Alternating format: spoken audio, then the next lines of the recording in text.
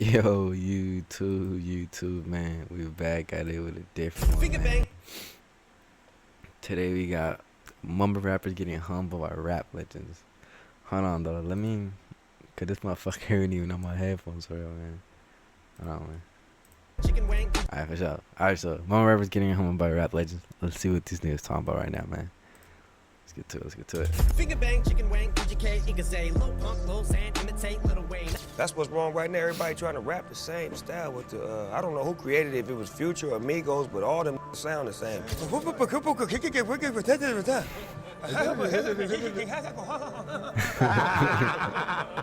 Yo, hey, who is y'all fucking with in that little era, man? I ain't gonna cap. I used to be on Lil Pump like crazy, bro. Like crazy. But let me know how you used to fuck with. Let me know.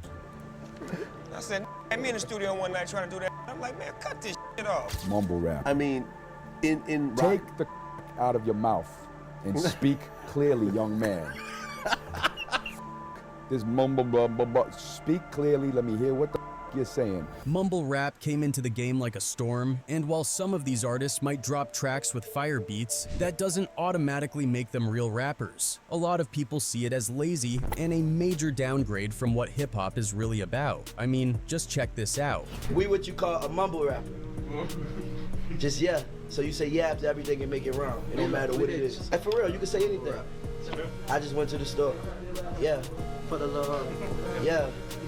Hey. And you already know the OGs in the game aren't shy about calling it out, especially when you've got people like Rich the Kid talking nonsense about how the OGs are intimidated by them. That's when you know something's seriously off. I can feel it. You know what I'm saying? You can feel it. Some other artists that's been in the game, you know what I'm saying? They feel intimidated by younger artists coming in the game, taking it over. Legends like Snoop Dogg. Gang, slang. You ain't Gang, they got to use that word. I'm speechless. But look at Kevin Hart. This nigga looks disgusted. He's like, what the fuck are these niggas doing? Two goofballs in the pool. Eminem. So, finger bang, chicken wing, educate, you can say, low punk, low sand, imitate, little Wayne. Ice Cube. I mean, you know, he definitely talking, he definitely riding. And plenty of others have weighed in, and for good reason. When pioneers of hip-hop see a new wave coming up, they expect real talent and effort. If you're not bringing the heat, trust me, they'll let you know. Starting with Snoop Dogg, he's never been shy about calling out the repetitive and shallow concepts behind mumble rap. So when Snoop and Kevin Hart sat down to react to some of 2021's most viral TikTok videos, it was only a matter of time before Snoop had something to say. One clip showed the Island Boys, those twin brothers trying to sing in a pool. And let's just say neither Snoop nor Hart could hide their embarrassment. They were cracking jokes as soon as the footage ended. I'm an island boy, and I've been trying to make. Oh, I'm an island boy. I'm a just island boy. I'm a just island boy. I'm speechless. Two goofballs in the pool. You know why I'm not speechless? Why? Because I'm an island. Now the Island Boys, especially Fly, didn't take the roasting lightly. Fly caught wind of the segment and decided to fire back, directing most of his frustration towards Snoop. Fly even threatened, saying, "If he were to say that to me in real life on sight, I would fade. I would beat his ass. I swear to God on everything in my life I would." Yo, Snoop Dogg versus this nigga, bro. Who y'all got in a fight, man? No, cat, I'm slapping Island Boy. I'm picking that nigga up and I'm dropping him, bro. Like, nigga's a bitch. Swear to God, if I ever see him, it's on sight. If Snoop Dogg would have said that to me in real life, on sight, I would have faded. I would have beat his ass on everything. I swear to God, my life, I would have. I swear to God. If I ever see him, it's on sight. Bold words, but Snoop, being the seasoned veteran and unbothered king he is, wasn't fazed in the slightest. Instead of responding with anger, Snoop took it all in stride and turned it into a joke. He posted on Instagram with a playful jab saying, "I don't want no smoke wit, cuz," making it clear he wasn't about to take the Island Boys seriously. Fans were quick to remind Fly and his brother that trying to mess with someone like Snoop Dogg was a losing battle, and it seemed like the Island Boys got the message because Fly eventually issued an apology, backing down from his threats. Hey, my fault. I didn't mean to be mean to Snoop Dogg. I love Snoop Dogg. You know, it's just, he's an inspiration, you know. He kind of put me down with the way he was talking about me. So, you know, at the end of the day, I am a human being. Then there's Eminem, who's Then they never go, been one to bitch. mince words when it comes to his feelings about mumble rap. To say M isn't a fan of the new wave would be putting it lightly.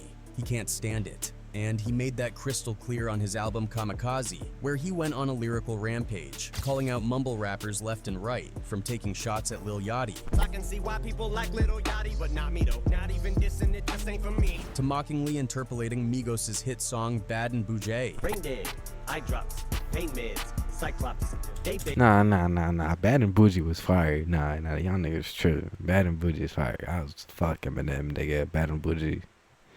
That shit was a fucking hit.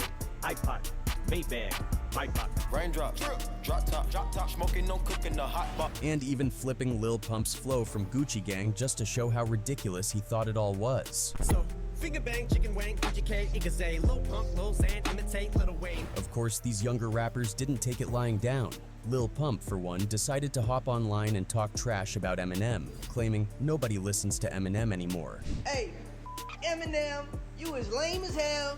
Ain't nobody listening to your old you lame as. But of course, that statement didn't sit right with anyone, especially when you look at their streaming numbers. Eminem's fan base is massive, and comparing their stats made it clear Pump was out of his depth. Eminem, never one to let things slide, responded in his usual clever way by quoting his own lyrics from Book of Rhymes on Twitter. What made it even funnier was that by early 2021, Lil Pump seemed to develop selective amnesia about the whole beef. When asked about it, he acted like he didn't even remember what went down. Eminem, Lil Pump, like what was that about? Who? Eminem. I don't remember that. But if we're talking about rap beefs with mumble rappers, the situation with MGK, Machine Gun Kelly, YouTube Premium is ad-free YouTube and the YouTube Music app all together. probably Nah, MGK got fucking murdered, bro. That nigga. Eminem shut this nigga's career, bro. No cap. stands out the most. It all started when MGK tweeted that Eminem's daughter, Haley, was hot. Now, if you know anything about Eminem, you know his daughter is off limits. That tweet didn't sit well with M. And even though MGK tried to keep it moving, Marshall wasn't going to let it slide. Fast forward to MGK's song No Reason, where he made a sly reference to Eminem's track Rap God. That was all it took for M to fire back with Not Alike, a scathing diss track that dragged MGK for the Haley tweet and much more. And I'm talking to you, but you already know who the fuck you are, Kelly. MGK, to his credit, didn't back down. He dropped Rap Devil, a bold response that left everyone shocked he had the nerve to go after one of the greatest to ever do it. In the track, MGK accused M of being out of touch, claimed his last 4 albums were trash, and even took a jab about being able to hook up with M's ex-wife Kim. That's gone crazy. Yeah, Haley, you right.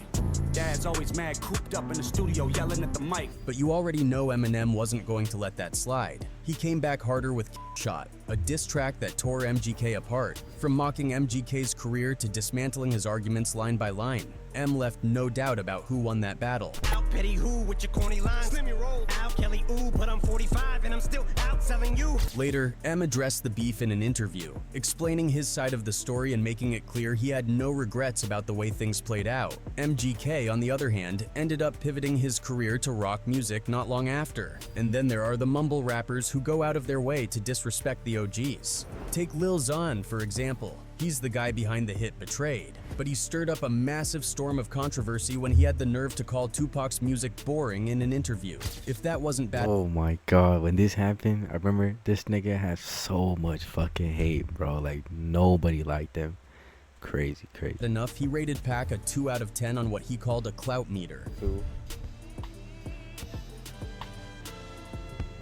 Boring music. For those who don't know, clout is basically a way to measure someone's influence or cool factor. Obviously, this didn't sit well with anyone who respects hip-hop history. Twitter went wild. with people from all generations coming out of the woodwork to roast him. One tweet summed it up perfectly. People shouldn't be shocked about Lil Xan disrespecting Tupac. You all have enabled these little culture vultures to get way too comfortable to the point where they can be as disrespectful as they want. Another user wasn't holding back either. This coming from a rapper named after a drug? Tupac was a poet with university classes studying his boring raps, something you'll never know or have. Realizing he had seriously messed up, Lil Xan tried to make amends by performing Tupac's iconic California Love at one of his shows. But by then, the damage was done. Fans weren't buying it, and the backlash kept rolling in. Things escalated even further when Xan nearly found himself in a shootout in downtown Los Angeles. He and his girlfriend, Annie Smith, were at a gas station when someone recognized him and brought up the Tupac comments. Hey, homie, you a Yeah, that's why, yeah. Xan didn't say much at the time, but later he admitted on Instagram that he had pulled out a gun to protect himself. He claimed, "The media's gonna twist what just happened at a gas station. I was about to be attacked and had to defend myself. F all you old head AB still talking about that Tupac-ish. Live your own life and stop picking on a kid." A week later in an interview, Xan tried to backpedal, claiming, "I never dissed Tupac. They edited the clip to make it look like I hate all old school hip-hop." Nothing wrong against Tupac. I never dissed him because they edited the clip to make it look like I hate all old school hip-hop. But by then, it was too late. He'd already cemented his place as one of the most disrespectful newcomers in the industry. Then there was 6ixTentacion, who didn't shy away from controversy either. During a heated January I mean, I wouldn't say X is like a mumble rapper, you feel me? Because I fucked with X, you feel me? So it's like, nah, I wouldn't say he was like really a mumble rapper. You can everyone fucks with this nigga's music, and you can actually, you know what this nigga's saying, you know? But yeah, I don't know. I'm gonna disagree with this right here. 2018 interview with DJ Academics, Pac's name came up, and X got visibly irritated. "I'm better than Tupac, bro," he said. "Please don't compare me to him. Please don't." Bro, I'm better than Tupac, bro. Please don't compare me to him. Please don't compare me to him. Please don't. Tupac can't make rap music. As you can imagine, fans and critics alike weren't having it. One fan took to Twitter saying, "X does this, X says that, X takes A-ish at McDonald's. Effing give it up already. No one gives a F about this weak woman beater or his B opinions." Another person broke it down explaining, "I get that music changes over time, but what this kid doesn't get is that Tupac was speaking to a whole other generation and a whole other time. No rapper today can compare to him unless they were around in 1996 and lived through what was happening back then. These rappers now just make these statements for attention." Another fan didn't hold back at all, calling X the most rapper today. Then there's Lil Yachty, who's made it pretty clear he doesn't care for old school hip-hop, and he's not shy about saying so. Yachty caused an uproar in the hip-hop community with his dismissive attitude toward rap legends. He went on record saying he thinks Biggie is overrated, which is practically sacrilegious in the world of hip-hop. And if that wasn't enough, Yachty openly admitted he's not familiar with either Tupac or Biggie's catalogs. He couldn't even name 5 songs from either of them. Drake is better than Tupac and Biggie. They ain't got shit on Drake. They ain't got shit on Drake. They don't have shit on Drake. What can they do that Drake can do? Drake rapping, singing. His excuse was that he was busy doing other things and didn't see learning hip-hop history as a priority. "But if I do it my way and earn so much money, why should I do it the way everyone says it should be done?" he said, shrugging off the criticism. But if we're talking about disrespect, Kodak Black might take the crown. He's thrown shade at both Tupac and Biggie in a way that made it clear he doesn't care about the legacies of these icons. Kodak started off by making some offhand comments, but then he doubled down during an Instagram live session. He outright claimed he's better than Tupac and Biggie, and even went as far as to say the only reason they're considered legends is because they're no longer alive. People trying to say, "Oh, I can't put myself in a category with Tupac them." Actually, I'm better than them. You know why? Because I live what I rap about. Them niggas was just them niggas just legends, cause they died. As expected, those comments Damn. didn't sit with anyone who What respects the the fuck? history of the genre, and Kodak's pattern of stirring up drama didn't stop there. He's also taken shots at Lil Wayne, calling him washed up and irrelevant. Wayne might have chosen to stay silent on the matter, but his daughter, Reginae Carter, wasn't about to let it slide. She clapped back, saying Kodak's new album sounded like it was trying to copy her father's old style. Next up, let's talk about Ola Run, who had a run-in with none other than Gucci Mane. Now, Gucci is known for his no-nonsense attitude and doesn't hesitate to put people in their place when they step out of line. Back in 2019, Gucci saw potential in Ola, a rising rapper from Atlanta, and decided to sign him. Gucci even hopped on a few tracks with him to give his career a boost. But things started to go sideways during an Instagram live session. The two were chopping it up when Gucci mentioned he might finish up a song they were working on later that night. Instead of playing it cool, Ola started acting up, talking crazy and pressing Gucci about finishing the track. Now Gucci being Gucci wasn't about to let that slide. Right there on the live, he checked Ola, letting him know that kind of disrespect wouldn't fly. Nah, we ain't gonna do all that on live, man. Man, gonna tell me, hey, run the business, don't try to run my life. What kind of time you want that strong, man? No, man, hell nah, I wasn't saying like that. You'd think Ola would take the hint. Damn, that nigga backed up when Gucci got his ass on chat, boy. And cool off, but nope, he kept up the same attitude. Gucci eventually decided he'd had enough and dropped him from the label altogether. Since then, Ola's career hasn't exactly taken off, and it's clear that going up against Gucci Mane was a terrible move. This isn't the first time Gucci's had to check someone, though. There was another moment at a radio station meet and greet where Gucci was signing autographs and taking pictures with fans. Out of nowhere, this guy walked in and started freestyling loudly, trying to get Gucci's attention. It was up all way one. I ain't talking about my young can't nigga cut their dog. Bad timing doesn't even begin to cover it. Gucci wasn't in the mood for any of that. He quickly shut the guy down, telling him nobody wanted to hear his raps right then and there. The dude looked crushed, and honestly, it was a lesson in reading the room.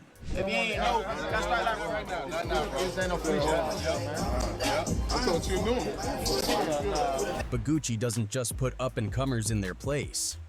Damn, nigga, I'd be embarrassed as fuck if that nigga did that shit to me right there on the spot. It's crazy. He's gone toe-to-toe with rap legends too. Back in 2005, he found himself in one of the most infamous beefs in hip-hop history with Jeezy. Things got intense when Jeezy dropped a track and put a $10,000 bounty on Gucci's infamous ice cream cone chain. That bounty led to a wild situation where 5 guys showed up at Gucci's place trying to snatch the chain. It turned physical, and Gucci ended up fighting them off. In the heat of the moment, he managed to grab his gun and fired a shot, hitting one of the attackers, Pookie Lock. A few days later, Pookie Lock's body was found behind a middle school. Gucci turned himself in and claimed self-defense. The courts agreed and he walked free on those grounds. But Gucci didn't just let it end there. He dropped a diss track targeting both Jeezy and Pookie Lock, making it clear he wasn't going to forget what happened. Fast forward to 2020 and the beef reignited during a versus battle between Gucci and Jeezy. The two went head-to-head playing their biggest tracks. But Gucci decided to perform Truth, his diss track that explicitly mentions the Pookie Lock incident. After finishing the track, Gucci doubled down, telling Jeezy he's still smoking on Pookie Lock, a blatant reminder of their violent history. I tell you what, put that in the dirt. I tell you what, smoking on Pookie Lock tonight. Oh. Tell you what. Jeezy tried to keep things cool, suggesting they move past it since it had been 15 years. But Gucci wasn't having any of it. He told Jeezy straight up that if he couldn't perform Truth, there was no point in doing the versus battle at all. The tension was real, and Jeezy looked visibly uncomfortable, clearly not expecting Gucci to come that hard. Now let's switch gears and— Nah, hold on, cause I'm gonna look on Gucci side, nigga. What you mean? You just put a bounty on my chain, and you're like, 2 niggas came, a nigga got popped, nigga. Hell yeah, I'ma brag about that shit, nigga. Like, look at you, like, look at what you done. You killed the nigga, you dumbass. Like, you're stupid.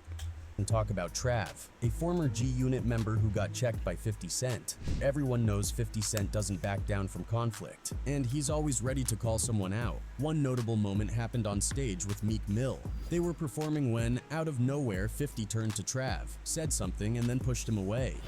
Listen, hold on, stop the music, hold on. Hey, listen, 50 though.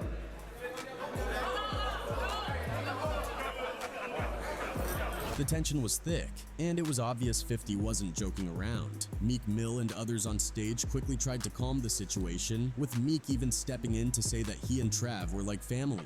Thankfully, Meek managed to defuse things before they escalated, but it was a reminder that 50 isn't someone to mess with. Another time, 50 was out having dinner with Nicki Nicole, just minding his business, when an up-and-coming rapper ran up on him, upset that 50 wasn't giving his music a listen. Things got heated as the guys started squaring up. asking if 50 was going to hit him. He kept pushing, telling 50 to check out his Instagram, and when 50 still wasn't interested, the rapper accused him of being unfair. Look at my IG at least. Look at my IG at least. That's a... Hit me, go ahead. I'm fight. I don't care. Nah, I don't care about the camera. The whole thing was caught on camera, with the rapper's friend filming it, clearly hoping to create a viral moment. 50 firmly put the guy in his place, letting him know that this aggressive approach wasn't going to get him anywhere. Luckily, no punches were thrown, but the clip went viral anyway. The rapper later tried to milk the moment, posting a video on Instagram challenging 50 to a fight and hoping to use the attention to promote his music. Like, yeah, I grew up listening to your music. I salute you, feel me? But when I approached you, I was like, yo, I want you to look at my Instagram. That was it. But you was getting gangster, my hey, don't fly over here, my G. And then there's Offset, who had a backstage run-in with none other than Jay-Z. Now most people today see Jay as a billionaire businessman and hip-hop mogul, but he's still got that edge from back in the day. In 2018, a video surfaced showing Jay pressing Offset backstage. There was no audio, but you could see Jay walking Offset down while Beyonce stood in the background watching.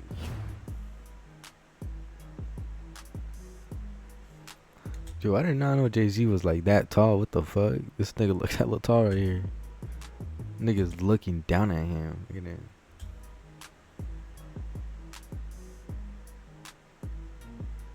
Rumor has it that the tension was over a track Offset was planning to make for Cardi B called Cheese My Beyonce. Neither Jay nor Offset ever spoke publicly about what happened, leaving fans to speculate. Whatever went down, it's clear Offset still respects Jay-Z. Even though Jay checked him, it didn't seem like something Offset held a grudge over. The video and the surrounding rumors just reinforced what everyone already knew. Jay-Z is still someone you don't mess with, no matter how long he's been in the game. Damn, man. Hey, hell of a bit, man. Hey, I'll catch y'all boys later. Y'all stay safe.